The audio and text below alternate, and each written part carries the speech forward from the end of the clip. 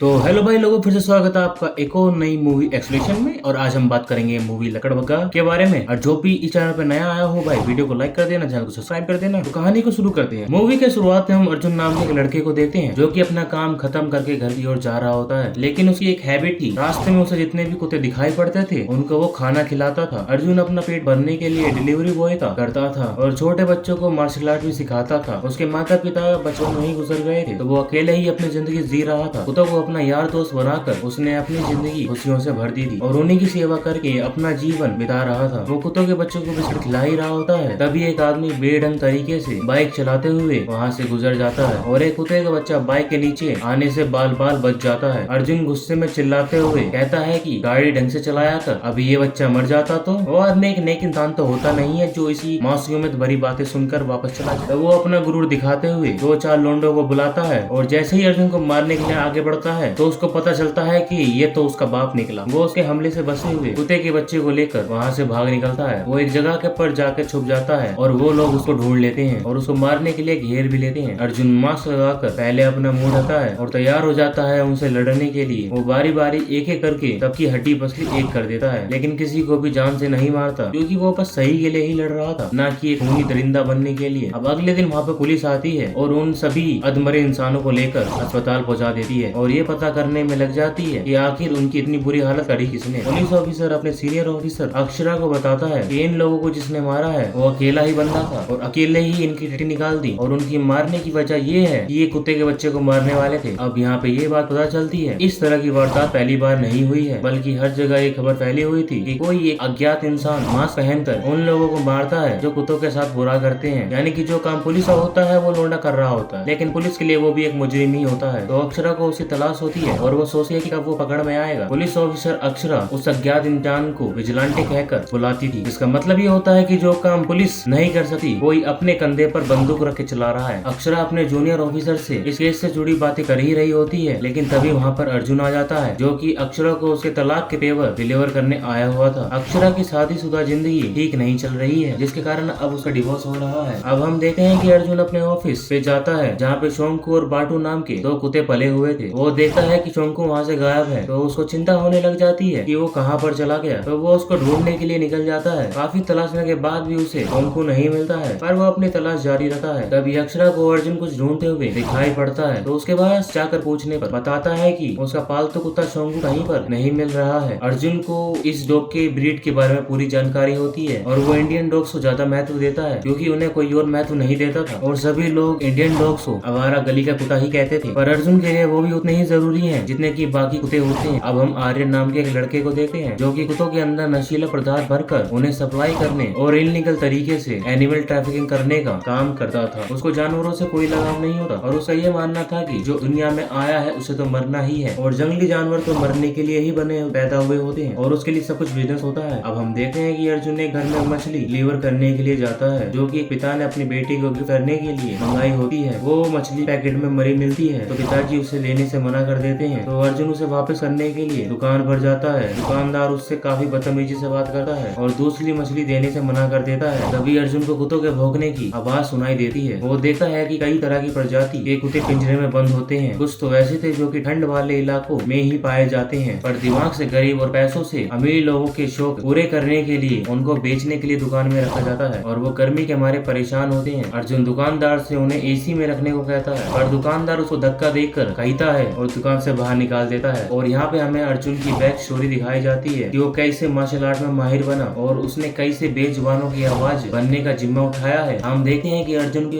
उसके क्लास के कुछ बच्चे परेशान कर रहे होते हैं। वो उसके भोलेपन का फायदा उठाकर उसके साथ हमेशा ऐसे ही क्या करते हैं। स्कूल के प्रिंसिपल उन बदमाश बच्चों को कुछ कहने के बजाय अर्जुन के पिता को बुलाकर अर्जुन की ही शिकायत कर देती है। पिताजी जानते थे कि उनका बेटा गलत नहीं है, इसलिए उसका वो उस स्कूल से नाम ही कटवा देते हैं जहाँ पर उल्टे ही नियम चलते हैं। पिताजी अर्जुन को समझाते हुए कहते हैं कि दो बातें हमेशा याद रखना, वो तुम पे हंसते हैं क्योंकि तुम अलग हो, लेकिन हंस वक्त वो ये भूल जाते हैं कि वो सब के सब एक जैसे हैं, यानी कि तुम उनकी तरह नहीं बल्कि स्पेशल लोंडे हो। दूसरी बात ये कि जो सही लगे उसके लिए हमेशा ही लड़ना, वरना गलत करने वालों की हिम्मत बढ़ जाएगी। अर्जुन के पिताजी मार्शल आर्ट के एक्सपर्ट थे, तो वो अब अर्जुन को भी मार्शल आर्ट सिखाता ताकि आगे चलकर वो अपनी रक्षा खुद कर सके और किसी के साथ गलत होने से भी रोक सके। वो सिखाते हैं कि कभी भी पहला वार अपनी तरफ से नहीं करना, लेकिन सामने वाले को पहले वार्निंग देना कि तुम लड़ना मरना नहीं चाहते, लेकिन अगर वो फिर भी ना माने तो अगला वार तुम्हारा ही होना चाहिए। हमें पता चलता है कि पिताजी कैंसर है, जिसका मतलब कि वो ज्यादा दिन तक जिंदा नहीं रह पाएंगे, लेकिन इसके सर पे तो बाल थे, कैंसर कैसे हुआ? शायद इसीलिए वो अपनी कला को अर्जुन को सिखा रहे थे, ताकि वो इस कला को जिंदा रखे और साथ ही साथ उनके जाने के बाद कला का इस्तेमाल करके अपना जीवन बिता सके और सही जगह पर उस कला का इस्तेमाल करके लोगों की भलाई कर सके। अर्जुन को बचपन से ही कुत्तों से बड़ा प्यार होता है, तो जब उनके साथ अन्याय होता है तो वो उन्हीं का रक्षक बन जाता है, और जो भी उनके साथ गलत करता है तो वो उनको बहुत ही पीता है। तो कहानी अब प्रेजेंट टाइम में आती है, जहाँ हम देख पाते हैं कि अर्जुन फिर से अपने रक्षक वाले अवतार में उस दुकान के पास जाता है और सभी कुत्तों को आजाद कर देता है, और साथ ही दुकानदारों की धुलाई भी करता है। वो सभी लोग एक साथ मिलकर अर्जुन पर अटैक कर देते हैं, जिसके कारण अर्जुन कमजोर पड़ जाता है। लेकिन तभी वहाँ पे एक लकड़बग्गा आ जाता है और गुंडों के ऊपर हमला कर देता है। इनमें से कुछ लोग आर्यन के चेले होते हैं, जो कि इस लकड़बग्गे की तस्करी करके कहीं पर ले जा रहे थे, लेकिन इस लड़ाई में वो लकड़बग्गा आजाद हो जाता है और अर्जुन पे हमला करने लगता है। अर्जुन लकड़बग्गे से इशारों में बात करता है और उसको कंट्रोल में भी लेके आ जाता है, और लकड़बग्गा उस पर हमला नहीं करता। आर्यन को जब पता चलता है कि लकड़बग्गा भाग गया है तो वो अपने चेलों पर बहुत गुस्सा होता है, क्योंकि उसके लिए उसे कस्टमर की सर्विस टाइम पर पूरी होनी जरूरी है। लकड़बग्गा के पटे में ट्रैकर होता है, जिसकी मदद से वो उसको ढूंढना चालू कर देते हैं। अर्जुन को पता चलता है कि कहीं पर डॉग शो हो रहा है, तो वो अपने पालतू कुत्ते कर्नल को उस डॉग शो पर ले जाता है, लेकिन वहाँ पर उसको एंट्री नहीं मिलती। इंडियन डॉग शो में वो अलाउ नहीं होते। तभी वहाँ पर अक्षरा आ जाती है और वो अर्जुन को उदास देखकर तो उससे उसकी उदासी का कारण पूछती है, तो वो अपनी समस्या बताते हुए कहता है कि पता नहीं ये कैसा दोगलापन है, इंडियन डॉग शो में इंडियन ब्रीडिंग वाले डॉग को ही अलाउ नहीं है। इस चीज की शिकायत करने के लिए अक्षरा उस डॉग शो के ऑर्गेनाइजर को ही बुला लाती है, जो कि अपना आर्यन ही होता है। तो तब अर्जुन आर्यन के सामने अपनी समस्या रखता है, पर आर्यन उसे बातों में घुमाकर उसके डॉग को एंट्री नहीं देता है। यहाँ पर हमें पता चलता है कि आर्यन अक्षरा का ही भाई है, यानी कि बहन क्राइम ब्रांच में होती है और भाई हमारा क्राइम कर रहा होता है, और इस चीज के बारे में हमारी अक्षरा को भी खबर नहीं होती। आर्यन उस वक्त अर्जुन से ठीक से बात नहीं करता है, लेकिन आगे की बात जारी रखने के लिए उसे किसी दिन डिनर पर आने के लिए बोल देता है। हम देख पाते हैं कि अर्जुन और अक्षरा में दोस्ती की शुरुआत हो जाती है और दोनों किसी दिन साथ में डिनर करने के लिए फैसला कर लेते हैं। उधर आर्यन के चेले लकड़बग्गे को ढूंढ रहे होते हैं, तो उनको उसका पट्टा मिल जाता है, जो कि कचरे के ढेर में पड़ा हुआ होता है, जिसका मतलब कि अब उसको ट्रैक करना नामुमकिन था। अब यहाँ पे हमको पता चलता है कि अर्जुन ने लकड़बग्गे को अपने पास रखा हुआ है, क्योंकि उसका बाहर रहना है, यानी कि अपने ही पैरों पे कुल्हाड़ी मारना, और दूसरों के लिए भी वो खतरा बन सकता है, क्योंकि था तो जंगली जानवर ही। और अब हम देखते हैं अर्जुन और अक्षरा ने जो डिनर प्लान किया था, उस हिसाब से दोनों लोग डिनर डेट पर मिलते हैं और उनके बीच काफी सारी बातें होती हैं, और बातें ही बातों में दोनों एक दूसरे के करीब आने लग जाते हैं। अब एक रात अर्जुन एक होटल में जाता है, जहाँ से खाना लेकर कहीं पर डिलीवर करना था, तो वो देखता है कि वहीं पर शोंकू का नेम प्लेट पड़ा हुआ है। उस होटल में नॉनवेज खाना भी मिलता है और कई जगह पर चिकन के नाम पर कुत्तों को भी खिला देते हैं, तभी मैं वेजिटेरियन। तो शोंकू का